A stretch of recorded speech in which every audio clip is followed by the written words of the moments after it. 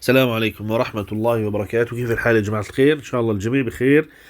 أخوكم محمد أبو حمزة جابر عطلة الكرام. ما راح أطول بالفيديو. الأوراق المطلوبة لتحديث البيانات. تاريخ النشر اليوم الجمعة 9/12/2022. جمعتكم مباركة بالصلاة على سيدنا النبي صلى الله عليه وسلم. أتمنى من الجميع، طبعا أخوكم محمد أبو حمزة جابر عطلة الكرام، تعليق بالصلاة على سيدنا محمد ليرتفع الفيديو لأكبر عدد ممكن من السوريين. كالعادة أنا بحتفظ بالشرح بصندوق الملاحظات تبع تليفوني. الأوراق المطلوبة لتحديث البيانات: واحد، عقد بيت من النوترة حصرا، طبعا يكلف من 700 إلى 800 ليرة. يا جماعة الخير، ترى كل نوترة تختلف عن الثانية. لا حدا يقول لك السعر ثابت ولا ما بعرف إيش، ولا تشوف وسيط.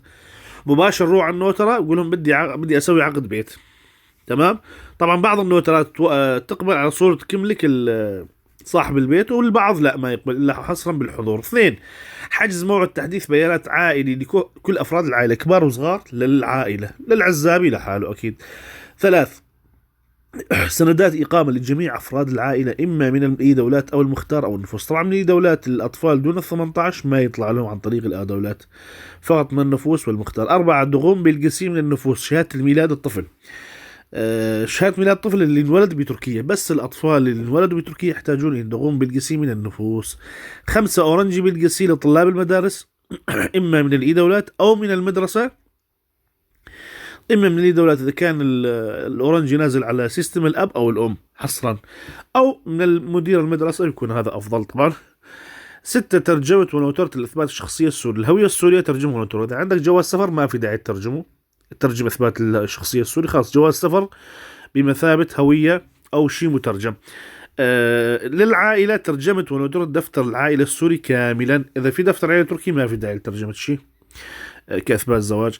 إذا بيان عائلي لازم يكون البيان عائلي مصدق من الخارجية بسوريا، من القنصلية باسطنبول والوالي تبع اسطنبول، مترجم ونوتر حتى يتم قبوله كوثيقة رسمية في إدارة الهجرة.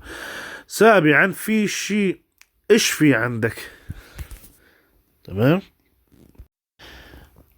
أخي الكريم، إيش في عندك؟ شهادة جامعية، حرفية، تقرير طبي بحالة مرضية، خذها معك تفيدك بتحديث البيانات. يعني أصحاب الإعاقة، أصحاب الأمراض المزمنة، يعني مشان يفوتونك مثلا على على غرفة الحماية، لازم يكون معك تقرير طبي يثبت بحالتك. طبعا رابط تحديث البيانات اللي يسألوا عنه الناس هذا، يا جماعة الخير نسخت لكم إياه ولصقته بهذا المكان. اللي يحب والطريقة موجودة على اليوتيوب، أنا شارحت، بس تكتب على اليوتيوب الطريقة الصحيحة لحجز تحديث البيانات جابر يا عطلة الكرام، يطلع لك الطريقة بالتفصيل الممل. هذا كل ما لدينا اليوم باختصار شديد اللهجة. اللي يحب يتابعني على الأخبار أول بأول، هي قناتي على التليجرام، قناتي على اليوتيوب أنزل بها كل شيء جديد، صفحتي الرسمية على الفيسبوك، اللي يحب يتواصل معي أيضا على الماسنجر. تطبيق الكوي هي صفحتي الرسمية أيضا، نزل عليه شغلات حلوة إن شاء الله تفيد الجميع. لا تنسون مصالح دعاكم. أي سؤال أي استفسار اترك تعليقك أسفل هذا الفيديو. السلام عليكم ورحمة الله وبركاته.